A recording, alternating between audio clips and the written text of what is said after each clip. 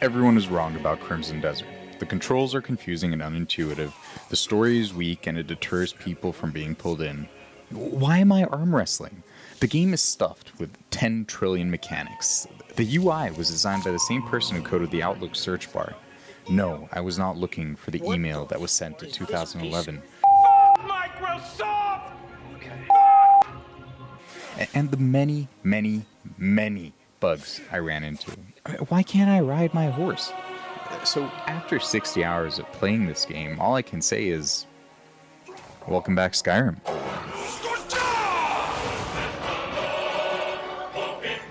When Crimson Desert dropped, outlets like IGN and Eurogamer gave it a 6 out of 10, and truthfully, those scores are accurate, but they're not representative. Crimson Desert is a game of incredibly high highs, but also devastatingly low lows. If you're looking for a God of War level narrative experience, and you're going to be scratching your head 20 hours in when you're wondering, why are you suddenly building a summer camp for your friends? If you're looking for the tight Arkham style combat, then you're going to love this throwback to the Kingdom Hearts camera. This one is for the fans. But then you look into the horizon after one of your missions, when you've been sent out to the far corner of the map, and you see the vastness of the open world, and it just clicks. You get it. This game is about the experience, the exploration of that world, losing yourself in it. Despite the incredibly rough onboarding experience and its best efforts to push you away, if you stick through it, this game is something very, very special that I think we've really missed in the games industry today. If I had to describe this game, I would describe it as a blend of Skyrim and Breath of the Wild. Be honest, does anyone remember any of the story from either of those masterpieces? What made Skyrim special wasn't the Bethesda writing. Yes, thank you, Emil.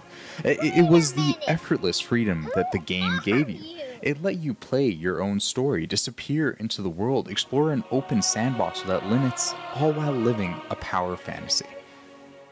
Crimson Desert gave me that exact same feeling. If that's a flavor of gaming that you've been missing, this could be the game that scratches that itch for you. The world is vast and deep. There are countless factions and groups with their own distinct identity for you to interact with. The story is yours to mold and play through.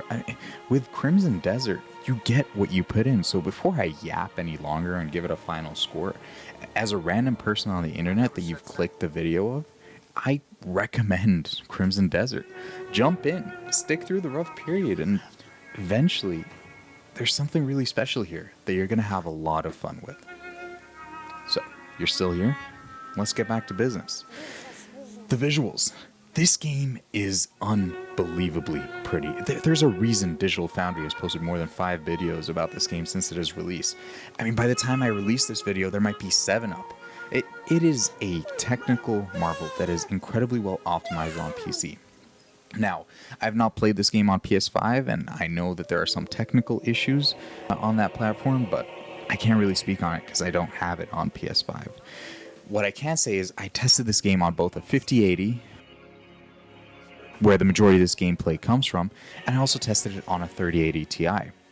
Both cards ran the game well, but the 50 series definitely made a difference. I was able to run the game on the highest settings consistently at 60 FPS without any resolution upscaling or frame generation. It has huge vistas, strong weather effects, great lighting, and lots of details for the players to just get lost in. The Black Space engine is a great jolt to the industry. It lets developers know that, hey, there's other engines in Unreal Engine 5, which can look and perform great. While there are some minor graphical issues I ran into, like artifacting and the very occasional frame drop, it truly was minimal, and given the visuals presented, I can't really complain. Crimson Desert is possibly our first glimpse into the next generation of visuals and performance, and we're in for a treat in the years to come, I hope. So, paired with the tremendous graphics is some very fun gameplay. It's ambitious, dense, and explosive. The combat is deep and has some real impact when you get the hang of it, despite the tricky controls. It really has you feeling that power fantasy. It is further amplified by some really cool set pieces that give the game a strong spectacle. The game also encourages the player to discover new mechanics. I mean, not everything is on the rails here. For example, the player can burn foliage by just reflecting light. You don't need fire arrows, even though the game recommends them.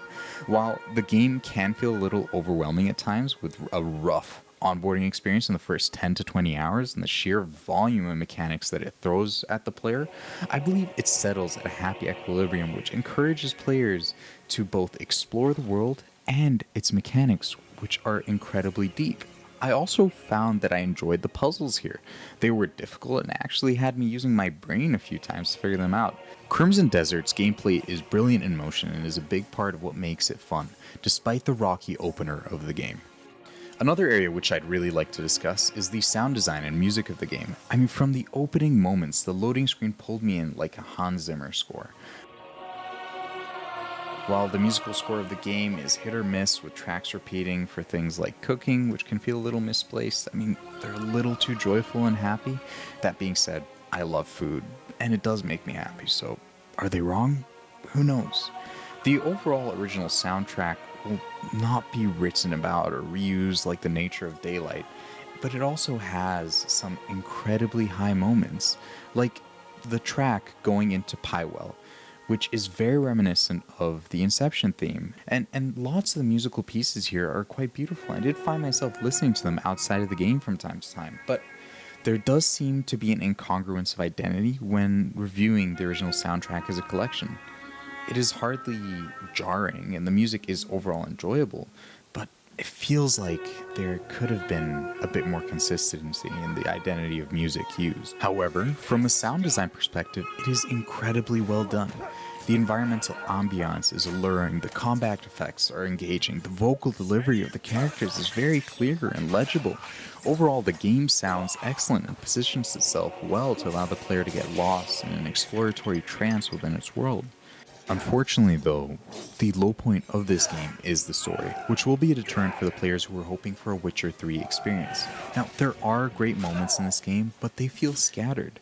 The game will throw you into a great cinematic set piece of epic proportions, but they seldom earn those moments. I feel like this game could have benefited from a little more time in the writing of it, and it feels like there is meat on the bone here. That's the really disappointing part. There could have been some real emotional weight given to this story, and what really hurts is that the voice performances in this game are very strong. The actors here give it their all, and they really do their best to sell the material, but unfortunately, a weak script cannot be defeated through sheer will alone. One jarring thing I found is that there often feels like there were long pauses between the lines, and it really pulled me out of the immersion often. It also feels like Cliff's lines were added after the fact. I suspect that at some point during development, Cliff was actually a voiceless protagonist, and that a shift was made to have him voiced way after the fact, which meant that he would have had to record his lines afterwards.